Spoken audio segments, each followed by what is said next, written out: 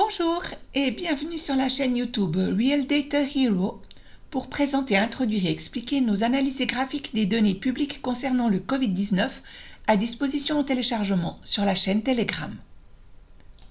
Voilà déjà une semaine que j'ai travaillé sur l'analyse des données françaises du Covid-19 que je souhaitais vous présenter dans cette vidéo. Mais les informations actuelles sur la préparation et la poursuite de la campagne de vaccination en France, en Allemagne et en Suisse ont pris la priorité. Je présenterai donc les élaborations détaillées sur la France ultérieurement.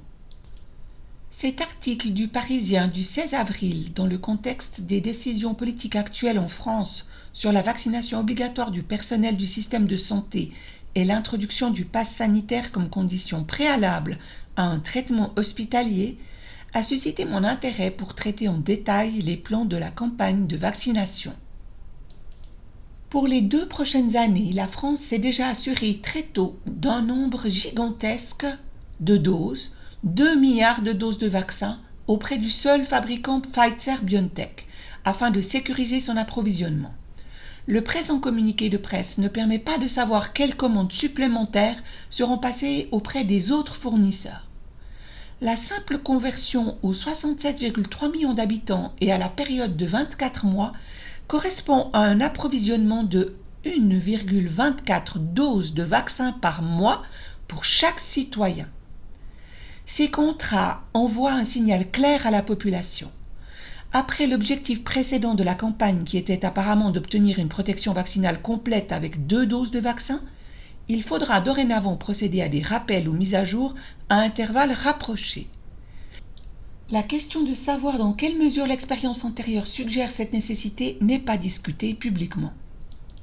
La vaccination des enfants, non seulement envisagée, est déjà en vigueur dans toute l'Europe en tant qu'étape importante dans la lutte contre la pandémie grâce à l'autorisation accordée aux enfants de plus de 12 ans. En France, Emmanuel Macron et Olivier Véran ont mis en place la vaccination des enfants et des adolescents le 15 juin et la mise en œuvre est rapide. De manière surprenante, les statistiques officielles montrent que, même sans autorisation de vaccination, un nombre considérable d'enfants de moins de 12 ans ont déjà été vaccinés en France. La Société française de pédiatrie, invitée à se prononcer sur ce point, a déclaré que les enfants à très haut risque de Covid-19 sévère devraient être vaccinés dès que possible, selon le même calendrier que les adultes, même s'il n'existe pas d'autorisation de mise sur le marché. Cette déclaration ne permet pas de savoir si les troubles immunitaires mentionnés ont également été évalués comme des indications de risque en ce qui concerne les risques éventuels de la vaccination. Pour le groupe d'âge de 0 à 29 ans, un total de 57 décès avec un test PCR positif a été déterminé, ce qui contraste avec le nombre de 5,77 millions de personnes vaccinées dans ce groupe d'âge. Je ne discuterai pas ici des effets indésirables de la vaccination rapportés dans ce groupe d'âge. Selon la Société de pédiatrie, les 7055 enfants âgés de 0 à 11 ans vaccinés entre-temps présentaient un risque si élevé de Covid-19 sévère que le risque de la vaccination comparé à cela justifiait une recommandation de vaccination claire d'un point de vue pédiatrique.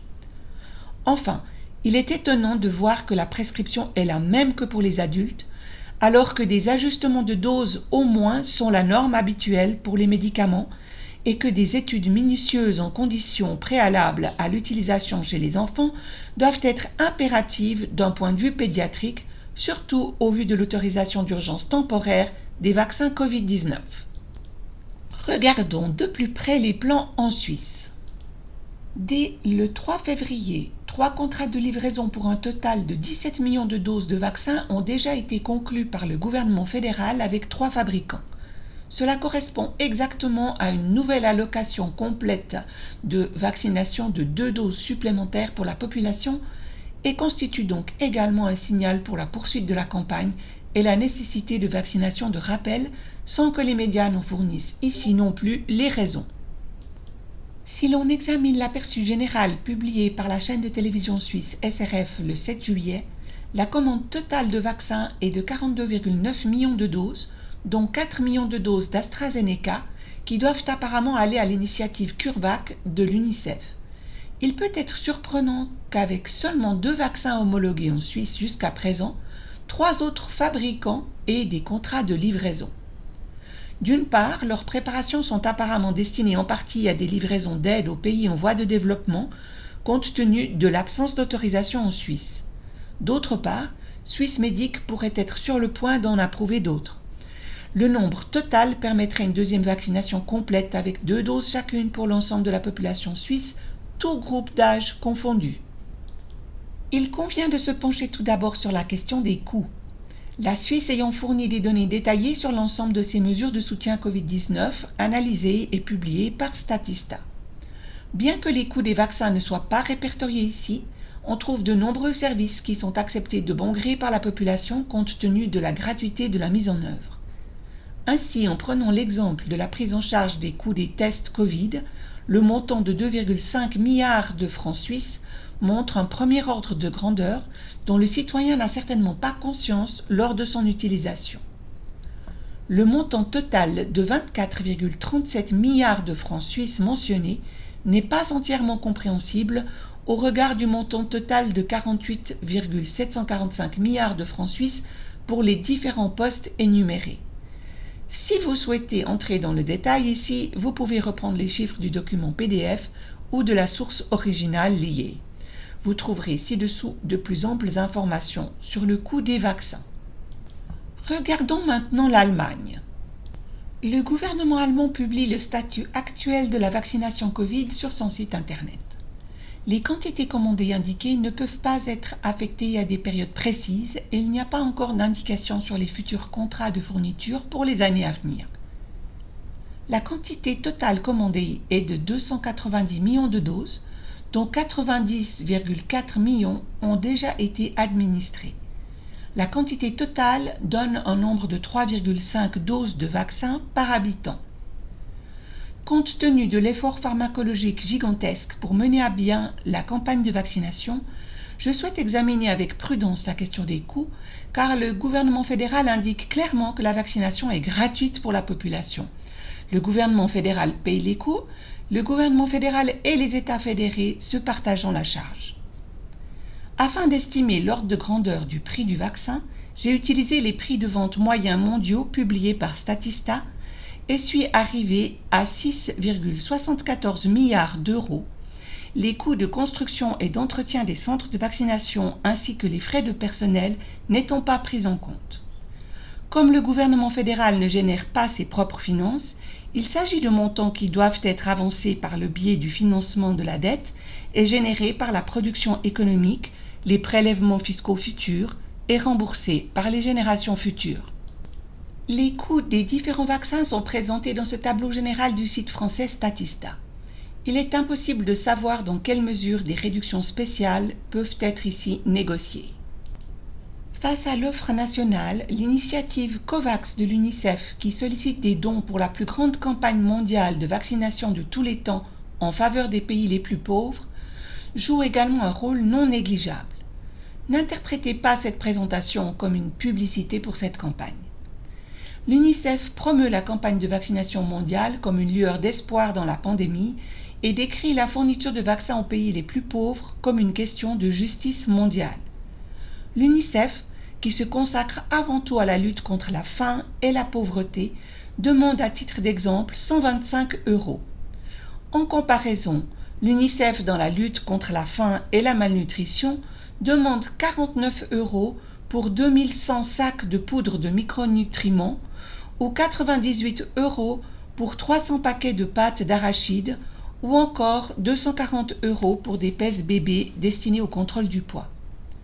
En tant qu'ancien donateur de l'UNICEF, je veux partir du principe que les dons peuvent être spécifiquement affectés à certains projets afin de profiter pleinement à ces projets sélectionnés. Si nous avons déjà entendu parler en Suisse des 4 millions de doses du vaccin AstraZeneca qu'elle donnera à ce projet, la CDU se vante sur son site internet que l'Allemagne donnera également d'ici la fin de l'année au moins 30 millions de doses de vaccins Covid aux pays en développement et à d'autres États. Ici aussi, il s'agit des vaccins d'AstraZeneca et Johnson & Johnson pour lesquels l'intérêt de la population allemande est en baisse. 80% du don de vaccins sera distribué par le biais de l'initiative COVAX. La déclaration du ministre fédéral de la Santé Jens Spahn est utilisée comme argument de poids en faveur de l'initiative. Il est dans notre intérêt de vacciner le monde. Compte tenu de la concurrence directe entre l'engagement pour la campagne de vaccination d'une part et l'engagement contre la faim dans le monde, je vous propose de jeter un coup d'œil au budget du ministère fédéral de la coopération économique et du développement. Avec un budget total de 12,43 milliards d'euros, une grande partie des dépenses va aux institutions du domaine de la coopération internationale et de la finance. Deux positions contribuent au moins proportionnellement à la lutte contre la faim dans le monde. Tout d'abord, la sécurité alimentaire internationale, qui, avec 874,2 millions d'euros, doit partager la dotation budgétaire avec les investissements dans la protection de l'environnement mondial.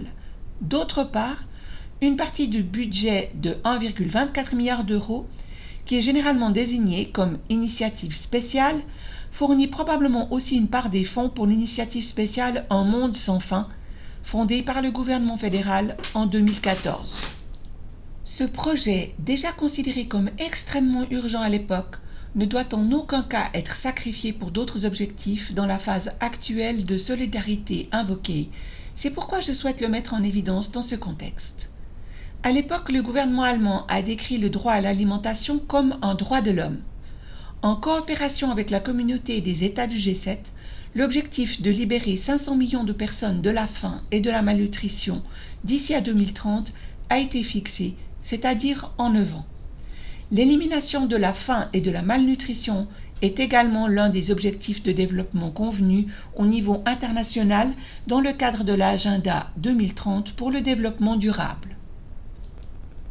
Le rapport de l'ONU de juillet dernier avertissait déjà que cet objectif de développement durable d'éradication de la faim était en danger face à la pandémie de Covid-19.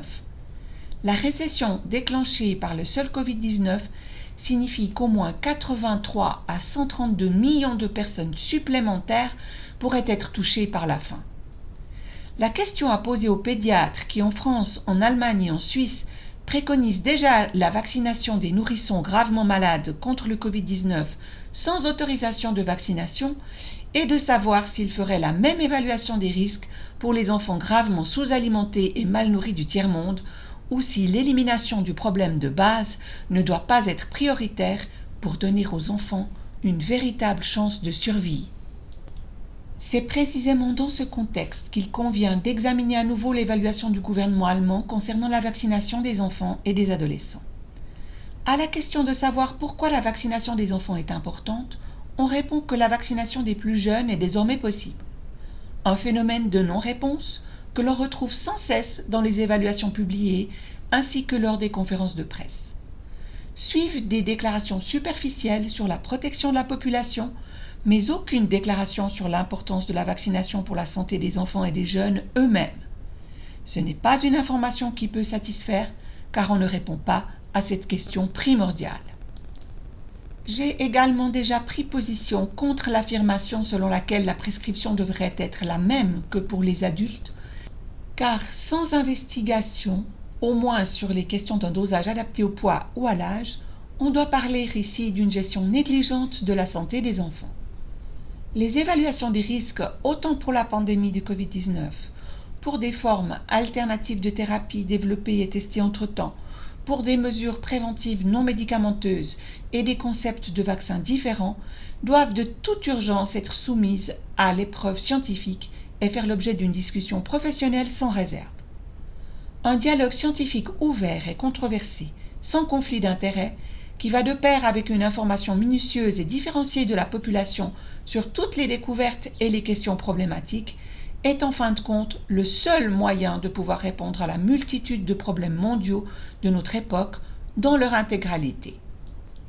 Il semble presque que l'humanité doive être réveillée de cette fixation sur ce thème par des catastrophes naturelles inattendues, comme celles que nous avons récemment vécues de près, pour lesquelles les avertissements des services météorologiques les mieux ordonnés ne semblent pas suffire pour retrouver le chemin de la réalité holistique de la vie.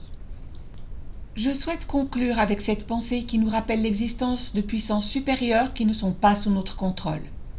Comme toujours, j'espère vous avoir incité à réfléchir et à effectuer vos propres recherches et débats.